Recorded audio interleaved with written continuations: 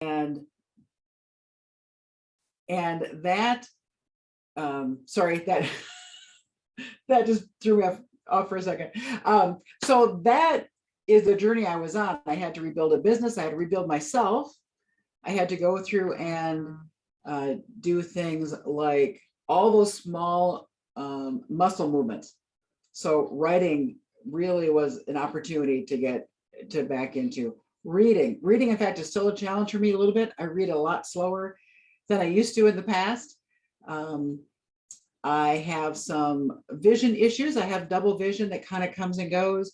I have a peripheral vision cut on this side. So if I was looking at the monitor, I wouldn't see my hand right now. So it's how to overcome all of those things. So I started out at the hospital in ICU and actually have no memories of being in ICU. That was freaky at first. I mean, you lose 10 days of your life. You're like, what am I going to do about that? And then, of course, as I started recovering, I decided that I don't care, right? 10 days in ICU, did something happen that is material to me to remember? And the answer to that was no. So had great support from my brother, who I also knew would fill me in on anything that happened at the hospital that I didn't remember. So that was fantastic. And let me know if you have any questions. You just want me to keep talking. Yeah, I want to stop you there. So, wow. So I knew from our connection just this past year a little bit about your story, but you know, the effects of that and how I see you showing up in the world and shining your light and helping people with some of the things that have happened to you, and yet you're moving through that so courageously. So I want to honor your story today and thank you so much for sharing your personal journey. I'm curious about, I know that we are in the collaboration book, The Fearless Entrepreneurs, and sometimes a fear maybe that we've been through in our personal life, sometimes it is compartmentalized and it stays in that one area. And then sometimes I call it how they stack up like shopping carts, to where that one thing in your personal life becomes an added shopping cart and it's hard to pull them apart. So I'm wondering, could you share with our guests today, how does what happened to you, how did that impact you as an entrepreneur and this wonderful business person that you are? Did you keep it, or were you able to separate it, or did you have to pull it apart like a shopping cart? That is a great analogy. Let me think about that for a second. I mean, it was hard to separate because things like how I show up. So thank you for the compliment about how I show up today. But this is not how I showed up, you know, day 10 or 12 or 30, even after the stroke. So the fear, I had some fear about standing up in front of a room and presenting and training, because that's some of what I did before the stroke. So kind of working through that. So that's where it's tied together, right? Because that's a personal fear about your own ego, as it were, and how you show up, but also a business fear. If people saw me not as strong as I was, or not as competent as I was, that would affect my business as well. So that was, you couldn't really separate those two things. Yes, I understand that, and I know a little bit about you facilitating and leading groups, and so I can only imagine exactly what you shared and how you've moved through that. You know, when I talk about, or when we talk about fearless entrepreneurs and those of us that are out there with our passion and our purpose and how we show up, it is one of those things where there's certain groups where you share your story because you're an expert in that field, as opposed to going around talking about your story to just anyone and everyone. So I'm wondering, from that perspective, how did you handle that? You know, obviously some of the people in your business needed to know, but sometimes we just kind of tell it all, and and exactly like you said, if you're an expert and you're a speaker and you're facilitating events, I'm curious, how did that feel for you? And how did you navigate through that? Great question, because that was definitely a journey of its own. Especially shortly after the stroke, I wasn't sharing it because I wasn't confident enough yet in how I was showing up. So I didn't want to let anybody in on this, what I was perceiving at the time as a weakness, right? So I started slowly but surely doing some facilitation and would just really try to make sure I was looking all over the place in case somebody had their hand up, because I don't see you if you're in the right side of the room, or at least my right side of the room, right? And as I started to feel better about how I was doing, I started to share in little pieces. Like when I was going to teach a large group room, I would share I just had a vision issue. I didn't say why, but I would say that I had a vision cut. So if you're trying to get my attention, feel free to speak up, because I might not see you had your hand up. And for me at the time, that was a big step, because I was letting people into something that was not 100% okay for me, right? I also had some great business colleagues. I was in a group called BNI, Business Network International. I was a member of a chapter and a senior director at the time. And within my own chapter, we meet once a week. I had some of my best friends were in that chapter. In fact, one of my best friends from that chapter is a person who drove me to the hospital when I had the stroke. So he, in fact, is the one that I said, okay, my first meeting, I'd stand up and talk. You let me know, because I know you'll tell me the truth about how I showed up, right? Because everybody else always wants to say, oh, you did a great job, don't worry about it. But I knew he would tell me actually how it went, which gave me that confidence to go ahead and do it, because I knew I'd find out how it really went. And I'm happy to say that he said it was good. He knew where I was tripping up because he knows me well enough, but people that didn't know me well enough would never notice, because he's just used to how I presented before, right? Which helps. I knew the truth, and also helped from the whole, okay, when I'm in a crowd of people I haven't met yet, it's going to be fun. It's all going to be good. Right. I love that. And I love the part where there are certain people, even on the business side, where we can be our authentic self. Because those are people that we've known for a while, or maybe they're a mentor. And so I think it's so important that we do have those people that are surrounded by us, that are not judging us, but that are wanting to support us. And we speak a lot about how, just broaden your circle and let someone else in. And eventually, if those relationships stick, those are the people that you're really comfortable with. And that, thank goodness, you had someone in your community, your built community, that could support you. So I so appreciate you sharing that. And then will you share with our audience today, what are you doing in your business? How do you help other people on the other side of this life-changing impact in your personal life? Well, thank you. So I'm a business coach and consultant. I help business owners in a couple key areas, one of which you kind of see the little logo up here, which is planning. So really having a real plan for your business, not just a wish. One of my favorite quotes is this one: when you fail to plan to fail. And a goal without a plan is just a dream, because how will you get there? So I really dive in with my clients, customizing what they need. I'm very non-cookie cutter. So what are you trying to accomplish? Let's have the plan, resources, dates, dependencies, all that good stuff. And then keeping them on track and keeping them accountable. I also do this as a workshop.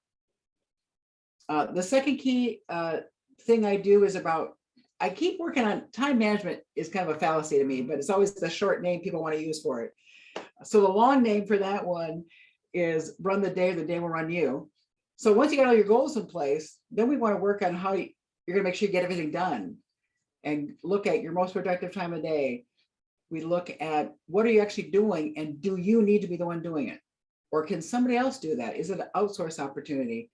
So your skill set is put to what you need to do, and other things that other people can do free up your time. So those are the two workshops that I do, and then working with clients to figure out what their hurdles are, kind of looking at big picture, strategizing, and helping them bring it down to that smaller view. I love that. And, you know, from an entrepreneur perspective, a business owner perspective, I love everything that you're about, because it is about that planning and it is about those specific goals. And I often find, as you do with your clients, sometimes people just want an accountability. Like, I need to check in with you once a week. I just want a coach for, or a consultant for once a week to help keep my feet to the fire and keep me focused. And so I find, and maybe you can share with us, are you finding, you know, entrepreneurs, business owners, what are you finding like maybe one of their business challenges is, and how you're helping them specifically? Like, can you give us a client story of what they came to you about, and then how you were able to help them on the other side of that? Yeah, absolutely. So I have a previous client that is a painting company, husband, well, actually now they're husband and wife. At the time they were dating, but not husband and wife yet. And they had their first big project to do, which was a whole house, inside, outside, all the rooms, everything to do, and a strong deadline. So we talked about their business in general, but specifically the first thing we worked on was how to plan that project. So I walked them through and helped them learn how to do planning in that way. So what rooms can be done at the same time? What tasks can be done at the same time? What things have to be done individually because the paint dries before you do the next thing, taping, and figure out a plan for that whole house, including their actual lives as well. And they really were surprised by that, because we included in the plan their kids' schedules. They were a blended family, so they had kids that had to go back to other places sometimes and be picked up from school. And we actually had that in the plan every single day, because that also meant who had to leave by when and how many vehicles did they have to drive that day. Because if they had somebody to pick up or drop off, they couldn't be in the same car. And then they learned that skill, which I love, and they've now been able to go on and do that themselves. And we just check in periodically to see how they're doing. That's so amazing. So it's often the blend of the personal life and the blend of the business. And I often say, you know, you have to put your blinders on, and that way you can stay focused on your goal. So I love everything that you're doing in your business. I am so glad that our paths crossed, so that we can collaborate together. So will you share with our listeners? I know that we are all, both of us, are collaborators in the Fearless Entrepreneur book. Will you share? Don't give it all away, because we want our listeners to be able to read our stories in our books. But can you share with us the title of your chapter and give us like a 30,000 foot of what you share? Well, the title of my chapter is Even a Stroke Won't Stop Me. And I kind of did that already in a way, because it's the story of how I woke up one day in the hospital and worked my way back to where I am now, and are able to function, kept my business going, kind of had to rebuild that. And a chapter is kind of short. So, I mean, it's a short version of that. And I will also just add that the process of doing the book was great for me, because it took me back to when the stroke actually happened in 2012, and really think about how far I've come.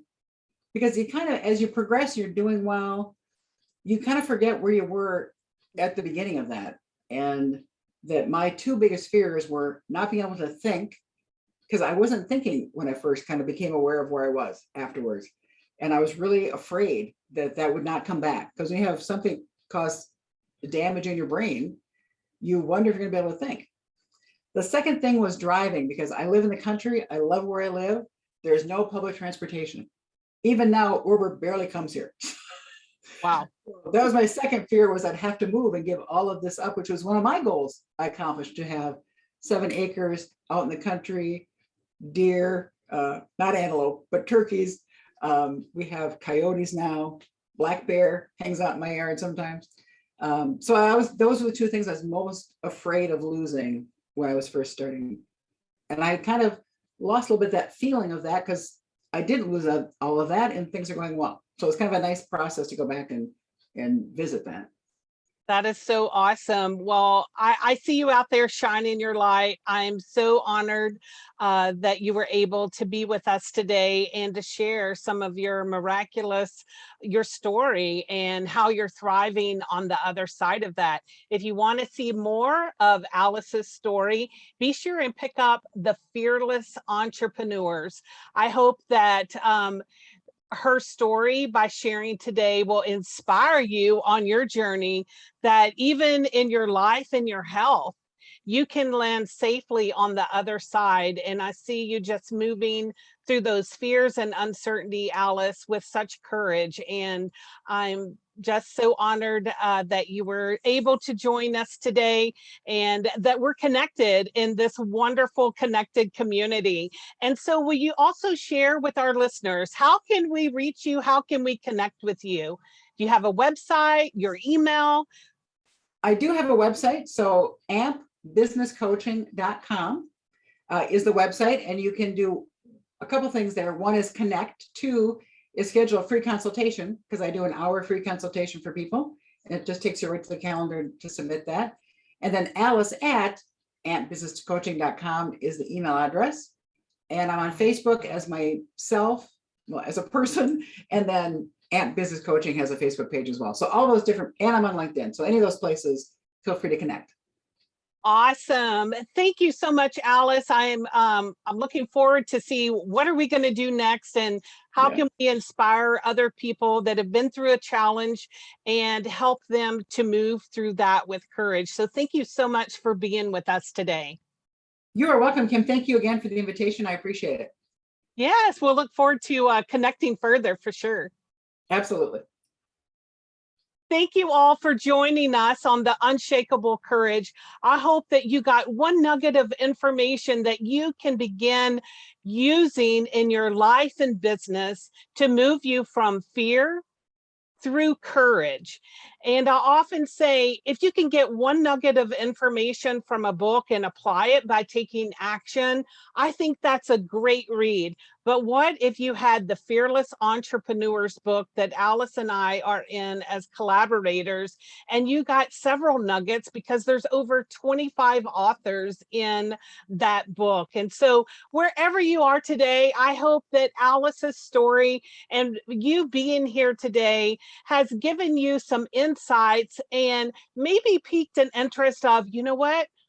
I'm feeling a little bit stuck. I'm feeling challenged. Maybe I'm having a fear, but what action can I take right now that can move me beyond that feeling of fear today in your business?